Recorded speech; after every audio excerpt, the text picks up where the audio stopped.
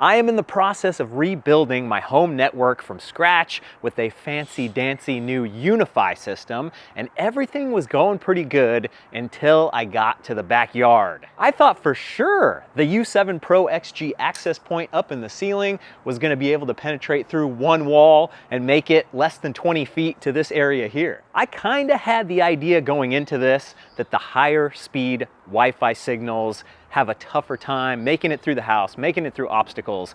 But through this project, I've really learned that Wi-Fi 7 is a delicate flower. So the plan is to relocate this U7 Pro XG access point into the garage where I have quite a few dead spots. I would be very happy if my Wi-Fi actually reached all the way to the street. Then I'm gonna use the U7 Pro wall, which seems like the perfect one-room Wi-Fi access point to serve the shed. And then to blanket the whole backyard, I've got the U7 Pro Outdoor. It may be a ratty and rainy day today, but we live in Northern California, so almost any day of the year, if the sun is out, it can be very, very nice. So I want this spot to be totally beefed up, fast and reliable Wi-Fi speeds for my wife because she spends a lot of time working on her laptop right here. So I gotta think about a couple things at once here. I'm gonna bring Ethernet from the outside to the inside. I'm gonna cut a hole in the wall. I'm gonna put one of these plates, and I actually need 3 slots instead of just 2, so I need to buy a new plate. Then I need to send an Ethernet cable outside of the building to the back corner of the patio for that U7 Pro Outdoor. And then I'd like to run a cable inside the wall for a stealth installation of the U7 Pro wall.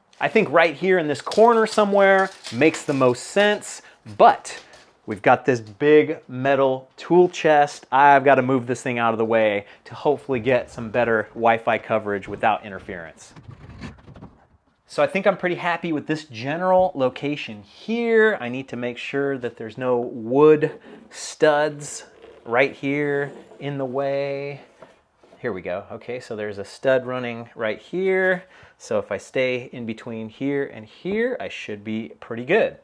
So I'll have the wall plate here, and then right next to it, I'm gonna mount up the Flex 2.5 PoE switch, which I think will look kind of cool. And then directly above where these lines are coming in, I need to go up 48 inches, which is what we said right about here, out of frame. And right about here should be a pretty good spot to hit line of sight for everything. So the first challenge of the day, I would be extremely happy if I was able to pull this Ethernet cable all the way through. It's routed through the baseboards, it's sticking out through a different baseboard. If I could just get this out without having to cut it and terminate it and splice it and do a junction box, that would be really nice. Oh, broken trim. The trim doesn't survive being taken off very often. Should be able to pull. Let's see how the speed test holds up after all this tugging. Okay, lovely. The new hole is gonna be right over here, so I gotta move all this junk. Nothing living in here. Okay, this is good. The cable's gonna be plenty long enough to pop out the other side, but I wanna work from inside out. Okay, I'm ready to open up the walls and let the surgery begin. I measured out where I want in my box. I think it's level, I think it's nice. Just gonna dive in. And this is definitely the step that can get you in trouble. If you plunge too deep and there's wires on the other side, if there's a pipe on the other side, I am almost positive there's nothing on the other side. But still, I will just go a little ½ inch deep, just enough to cut the drywall, not to mess up anything inside the wall. And I've got a nice little paper towel down, which is probably not gonna help whatsoever. I didn't tighten this down enough. What the heck? A learning moment.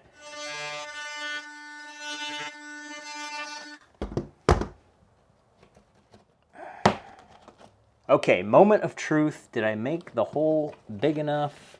Oh yeah, nice. So this is what they call a low voltage new work box. Or no, old work. That's always so confusing. Old work is when you're doing new work on an old house. New work is when you're building a house from scratch. So this does seem kind of weird. It's just a hole in the wall with nothing in it versus a box like this. But because it's low voltage wire, speaker wire, Ethernet wire, you can run it like this where it's just in the wall. versus when you're running electrical, cable, Romex, you need to be in a box like this. And a box like this is actually better even for stuff like this because you can get spray foam in here and seal out water, air, bugs.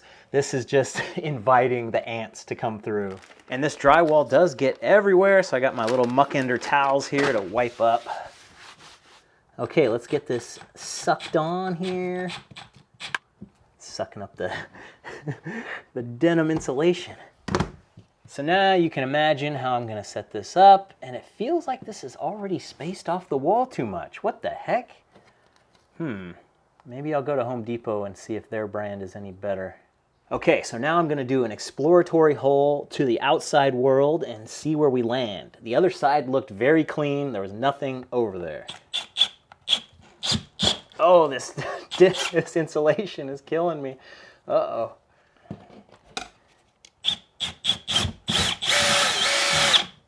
Okay, nice and easy. I see daylight. So instead of just poking this through the wall here, I'm actually gonna put on a nice little non-metallic box, and then I'm gonna hook up this gland on the bottom so I can actually feed my wires through, in and out, and it should be nice, neat, decent. But I do have to make this hole a little bigger to get 2 cables through. 3/4 inch should be good enough. Oh man, I'm gonna go for 1 inch.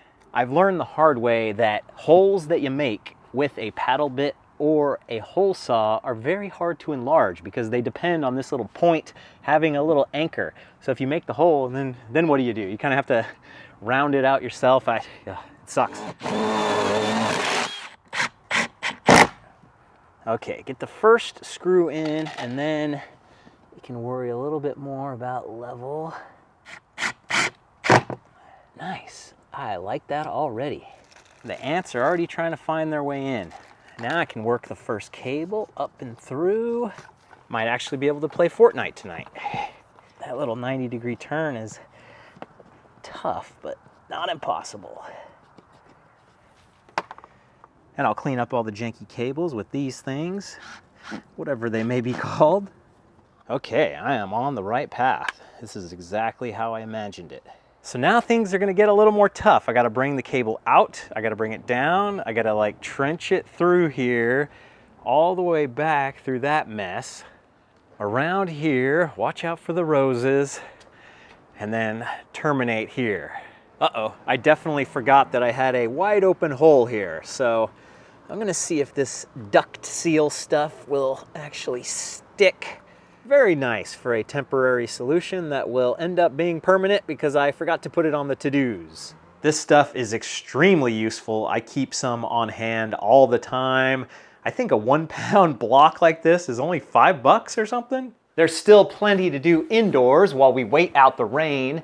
And I forgot, I gotta add one more thing to the old to-do list, moving the access point in the shed from here into the garage. Okay, we've got the hole in the wall. We're gonna put an Ethernet cable up through the wall, and then here somewhere, I haven't actually measured or marked where I want to put my next little hole to push through the Ethernet. I don't need a full-on bracket for this. You know what? This level is actually 48 inches, and that's how high I wanna be off the ground. Let's line it right up as much as possible and level. Make a little mark with my Pica pencil. And my 2 favorite tools when I'm doing any kind of DIY project. Number 1, the Pica pencil. It's just a nice little mechanical pencil. You sharpen up the lead on the bottom here. You can buy extras. They're very inexpensive on Amazon. It clips into your pocket. A nice high quality pencil. And then my favorite measuring tape of all time from FastCap. Look at that, it's got the 16ths written on the tape. I have a huge problem reading a normal measuring tape and trying to figure out quarters and eighths and 16ths. Half is pretty easy. After that, I get lost. And then you got a little scratch pad right here. You can wet your thumb down, erase what you wrote, and then write something new. This comes in handy a million times. I love this Unifi stuff, the mounting template. So X marks the spot for the center of this, but then this is the hole that I need to drill for the Ethernet cable. The template even has a bubble level inside of it. Okay, I've got a dilemma. Big hole or small hole? I think I'll go a little smaller, but this is gonna limit me. I'm gonna try to fish the wire up through the bottom and pull it out and try to get it. So the smaller the hole, the tougher this is gonna be. 3/4 inch hole it is. Oh, the mess. I have not learned my lesson about the drywall. Drywall dust for all. So I guess I was a little wrong about the size of the hole because I'm gonna be sending the fish tape down into the wall. So this hole actually could be a little smaller, but anytime it's bigger, it helps. And now I am just fighting against the insulation. Eventually, I'll get into my house and start doing projects like this, and it was built in 1941. I do not think I actually have insulation in the walls in my house. So stuff like this is a lot easier. Okay, come on, come on. Oh, I feel it, I feel it. Whew. I really got to keep the drywall dust under control next time. This was so bad. I got this giant roll of Cat 6A shielded direct burial Ethernet cable from True Cable, selling on Amazon. Heck of a deal, a giant roll that's gonna last me forever. And then I also got the shielded jacks, the pass-through connectors. And of course the Klein Tools Ethernet jack thingy-mababa. It is a little intimidating to do all this stuff yourself, but it's really not that hard. I totally forgot how to do it since the last time I did it, but then I realized you just want to strip off a giant piece. I was doing it with all the little tiny pieces, trying to push them through. If you do a giant piece like this, it's a lot of extra waste, but it makes the crimping process go a lot easier. Probably could have done half this, but that's fine. The tool itself shows you how you're supposed to push the wires through the jack. Pretty simple. Okay, this is a little ridiculous. I'm gonna cut it down a bit. My other favorite tool, Knipix flush cutters. Oh boy, I thought my eyesight was pretty good. I just did one of these a couple weeks ago. It's falling off a cliff. Ah, I must have gone a little too deep when I was stripping the wire, but that's okay. It's better to have this all fall apart than to have like a weird tiny nick in the cable and then not understand why the access point isn't working. Okay, I've got the jack going for the bottom side, but what I need to do now is actually route this cable up through the wall. So I'm gonna tape up the cable to the glow rod and I'm gonna pull it up through the wall, and I gotta tape this sucker up real good because this is the #1 thing. Probably a 50% chance of it getting pulled out if you don't tape it right. And the #1 thing that happens is the top part, this part right here, gets hung up and then it gets pulled out. So I'm trying to taper the top. It's good. We're gonna go just fine. Getting it through my little hole, that might be a problem. Oh wow, easy, too easy. Don't fly back into the wall the second I untape. Okay, I already screwed up the first strip here, so let's get a clean cut and try again. I've got a couple feet to work with. I can mess up a couple more times. Probably will. Okay, great success. All right, I got my wire all crimped up. It's ready to go. Let's double check the template here. Oh no, put pressure. That's not good. This plate has a little wiggle room if I didn't get the holes right. Anchors away, put them right through the wall. Ooh. I was hammering before and I put it through too hard, so just doing it with my fingers. This is a good time to turn down the power on your drill. Pushed it right through again. Man, these drywall anchors are no fun. Oh, come on. Putting no pressure on it. As you tighten it up, it's supposed to expand, so hopefully it'll get stuck in the wall. But I also need to make sure that I'm level. Hold. Okay, that's actually pretty tight. Okay, let's pop it in. And then pop it in here. Man, that is cool. My walls could use a new coat of paint, but otherwise, this is nice. Let's plug it in, see what happens. Okay, current access point, bye-bye. New access point, hello. It always takes a lot longer than you'd think for that first notification to pop up, but that's okay. It's keeping me safe, it's keeping things updated. Let's adopt it. Okay, so I think my next step is to kind of figure out where this is gonna go up on the wall, and I think this is gonna be pretty neat. I'm kind of banking on being able to push some of this extra wire into the wall. Because, of course, I'm going to put this little panel on right here. Got my keystone jacks in the back. They kind of pop in and pop out. Oops, did I break it? Hopefully this one sits more flush against the wall, but I really can't test it at the moment. And instead of making up my own cables, let's use some store-bought goodness. Temporary lines. Okay, now I'm gonna take the network down. At least our little network here. Get everything back up and running, do a little speed test, make sure my cables are decent. Man, this shielded direct burial cable is thick and hard to work with. And then remember, this top one, this is gonna be the wire going out to the backyard, the trenching, the outdoor thing. We'll get there. Not today. Okay, the switch came up a lot faster than the access point. We are back up and running. Man, are you supposed to take a little notch out to make this lay more flush up against the wall? I'm kind of disappointed here. Looks perfectly fine from afar, but when you get close up, you see that little bit of orange. What's up with that? Somebody from the trades that's watching the video, let me know what I'm doing wrong here.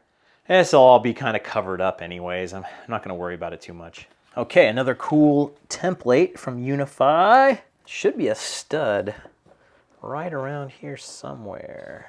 I think I'm on it. Whoops. 100% guaranteed to hit a stud. Absolutely. Bet my life on it. Oh yeah. Wet muck-ender towel right underneath. Yeah, pretty good. Oh, these drywall anchors. So lame. Okay, do not push the drywall anchor into the wall. Guess I could just use my multi-tool. Leatherman arc, made in the USA. Just feels like it's spinning. I'm gonna leave it. Don't overdo it. Can really see the difference in the white between the Unifi white and the non-white panel. Oh God, wrong way, this way. There we go. Oh, did I ever put, yeah, I put the level on. I put the level on it. Okay, let's get rid of the temporary cables. So this is the uplink, so, do I have enough? Is it gonna go far enough? Okay, I'll get something a little longer. That's fine. Okay, now it's time to actually get that access point from up here. Put it in the garage. Yep, that's it, it's stuck. Aha, you need a little tool to remove the access point. Nice. Okay, thinking about placement in the garage. I was kind of thinking about doing the wall mount, but everything I've read says if you mount it vertically, it doesn't work very well. You want to mount it high and horizontal. There's a white dot on here and a black dot on here. You just have to line those up and twist. I'm doing the wiring quick and dirty today, but I am planning on going back through this whole thing and doing it very nice because I want my house to be nice. The whole point of this channel, make my house nice. That will be a separate video. Quick and dirty, moving on. Okay, things are connected. It's good, it's what I would expect. Now I'm gonna open the garage door and see what happens. I don't think it hurt the signal strength as much as I thought it would. So it's been a few weeks now and the garage access point has proven to be pointless. The exact same problem, what's happening in the shed, is happening here in the garage. All the devices in the garage have great connection, but if you step out 5 feet, 10 feet, 15 feet, you're getting a terrible connection, things just aren't working right. Sometimes it's good, sometimes it's bad. So I have decided to just turn off the garage access point, and hopefully one day in the future I will have another project where I can use this $200 paperweight. It's not broken, it's working as it should, I just can't get what I need out of it. All right, the sun is shining, the rain is gone. It's been a month. We're 21 minutes into this video. Let's actually get the outdoor access point up and running. I got all the clover cleared out with the Milwaukee string trimmer, and now I'm doing a little excavation for the hole. I used to have a really beautiful princess flower tree bush here. It just never made it. I've got some irrigation line running through here as well, so I gotta be careful. My mom and dad do so much gardening now that it's gotten to the point where they have a specialized tool for digging out a hole if they're gonna put in a new plant. So I'm gonna use it to dig my hole for the post that I'm gonna put here in a second. Kind of winging it on the depth here. This post is nothing structural. I'm not gonna tie anything to it. I'm just mounting the access point, so it doesn't need to be 7 feet deep. And I'm gonna use this Sika post fix. It's basically spray foam for a post hole. They claim that this one bag can replace 2 50-pound bags of concrete. But before I start spray foaming, I actually need to get this post in the ground, nice and level, plumb. I want this face to face the backyard because the U7 Pro Outdoor has probably more than a 90-degree beam, but basically it works the best in a corner like this. So I think I'll mount the access point about this high, so I could probably cut all this off instead of having a weird post sticking out. This cut probably won't end up looking that clean, but that's okay. I can put this side in the ground and the other side is clean. I was wrong, this is actually a nice cut. So I've done quite a few posts like this, and I've found that the best way to get it plumb and level and looking good is to pay someone else to do it. But today I'm doing it myself. So the most important step right now is to brace up the post with some 2x4s. You really don't want any wiggle room on the post because as that foam goes in, it starts to move and shake. It might even uplift the post if you're not careful. So the first thing I did is secure these 2x4s to the face of the post, check for level a bunch of times. Then I drove a stake into the ground and I secured each side, the stake and the post, with 2 screws, and it's very solid. Okay, I'm ready to fill her up, so I'm gonna roll this forward. It's gonna break into the other bag, and now 15 to 20 seconds of mixing everything up. It's gonna get the best result. But you can't wait too long because this bag will start inflating and turning into spray foam and explode. So, okay, that's long enough. And one of the things I'm gonna try to do is to coat the post as I pour it. This makes sure that we get a good bond. If there's separation from the post at the top, all that water is gonna gather there, and then 10 years later, the post is gonna disintegrate. So at first, this does not seem like much, but it's gonna start going. And it's very warm. It's a chemical reaction. Isn't this so much nicer than doing concrete? It's just a nice low consequence post. It's not holding anything up. It's not gonna kill anybody. It's the perfect application. Okay, we're about an hour into the curing now. You're supposed to wait about 2 hours before you do anything, so I will leave this alone for a little while longer, but I'm so happy with the depth and the circumference of the hole. I'm just gonna pile some dirt on this and you'll never know it was here. So now I've got to dig my trench for the Ethernet cable through here, and I am going to probably take some shortcuts here, not go very deep, not gonna worry about it that much. Try to make it so the weed whacker doesn't hit it. I'll take some better precautions on the pole here. But for this, if I just get it a couple inches deep, I think I'll be okay. I've already got this irrigation line running right over here somewhere, so careful, careful. Okay, I'm feeling good about this side. I'm really not sure how I'm going to get the Ethernet cable up through here cleanly, safely, nicely. So now I got to connect the dots all the way back to the shed, go under these pavers, pop up, and get inside that junction box.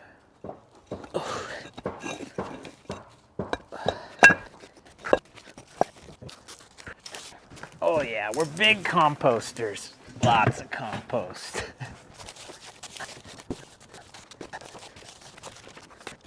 So I'm not super stoked about this. I'm gonna do it. This is not a high traffic area. We'll see what happens. Good as new. So I'm thinking the best way to actually get this cable back there is to use my fish tape again. Just string out a bunch and see if I can pull the cable across without actually having to get inside the bushes. How about a little Gorilla Tape to keep it straight?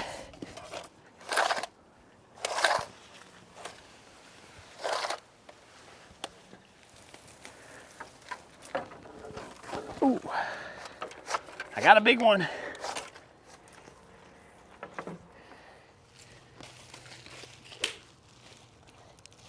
It's the next day now and the braces can come off, the post is set up, but man, I'm looking at this hole and I'm wishing I would have taken a few more minutes to think about how this is gonna go. I should have had this all strapped in before I put the spray foam in. So now I think I'm just gonna saw into this piece, take it to here and see what happens.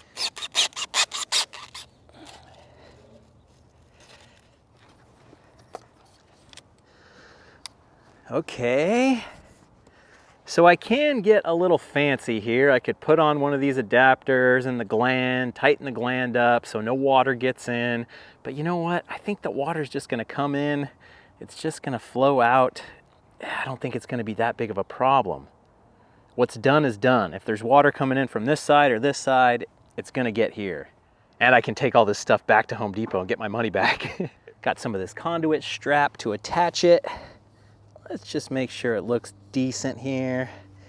No one's ever gonna see it. I think it's time to take the braces off and fill all this in with dirt. And all of this without actually knowing if the Ethernet cable is gonna work. And then I got a few of these little cable clamps to help route the Ethernet cable up the post, make it a little nicer.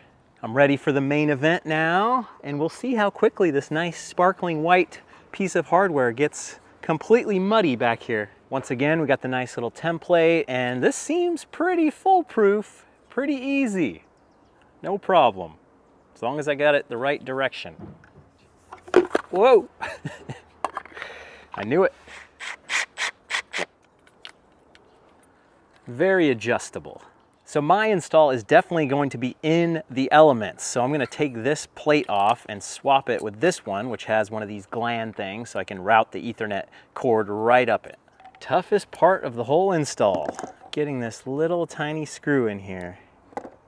Only dropped it 5 times.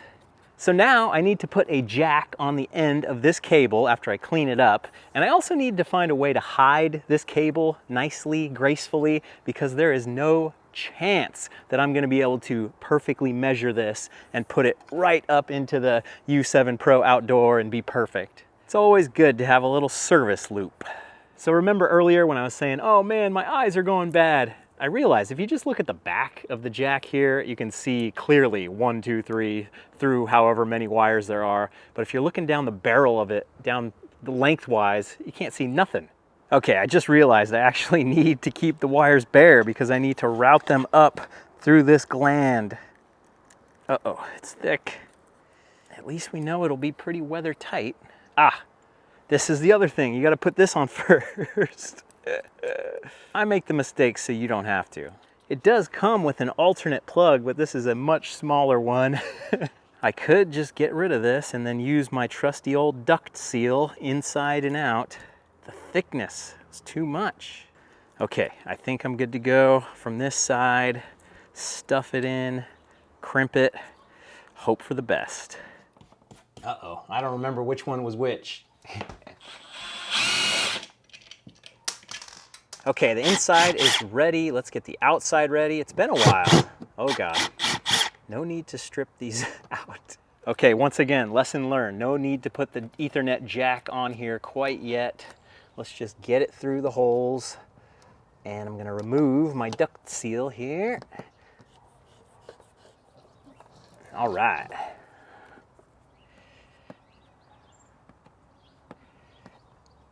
Probably shouldn't be sealing this up yet.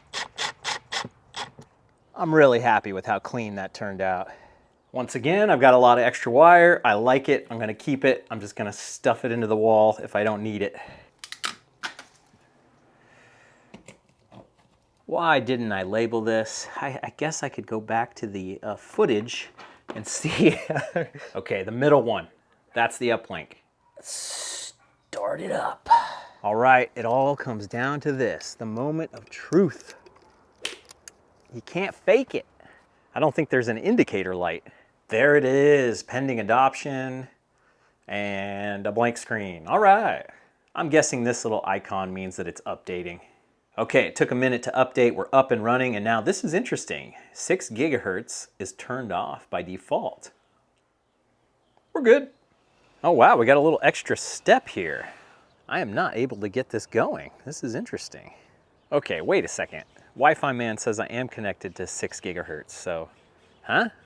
Okay, it looked like the error message just randomly went away. 6 gigahertz radio is on. Not sure what that was all about. All right, I'm walking around the backyard, doing the Wi-Fi man app, checking out the speeds, and I am very, very happy. This is problem solved.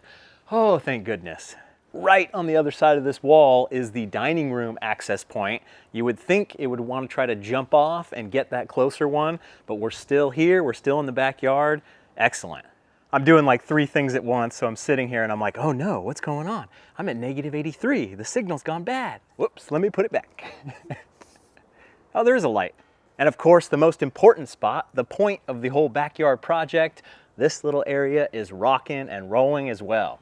And now for the final touches to get this thing waterproof, I gotta put in 6 tiny little screws. Oh wow, without the plug-in, this is actually getting very, very tight. I think we're good. No duct seal required. Okay, I got all my little finishing touches going now. Put the wall plate back on, put the level on both of these 5 times because every time on video they do not look level. Gotta get a little longer cable here to make everything look nice. And I put some zip ties to work, tucking away this extra cable. I am ready to declare mission accomplished. Outdoor, indoor, the whole network overhaul project has been fantastic. I have learned a ton here. And one of the things I probably wasn't clear enough throughout this project is that I was shooting for Wi-Fi 7 on the 6 gigahertz spectrum, trying for the fastest possible speeds.